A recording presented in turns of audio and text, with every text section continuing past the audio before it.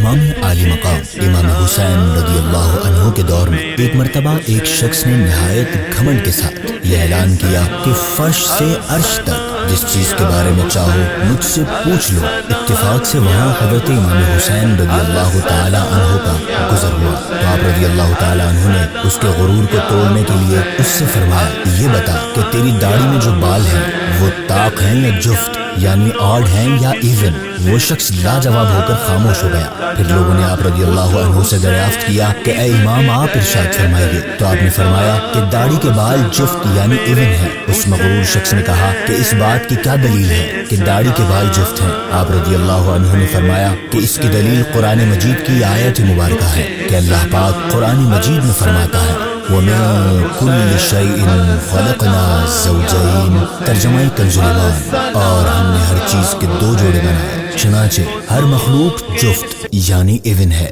یہ سن کر وہ شخص اپنے دعوے پر بہت شرمندہ ہوا۔ اس واقعے سے حضرت امام حسین رضی اللہ عنہ کی ذہانت اور علوم کا اندازہ ہوتا ہے۔ اللہ پاک ہمیں بھی آپ کے صدقے علم دین کی نعمت سے مالا مال فرمائے، آمین۔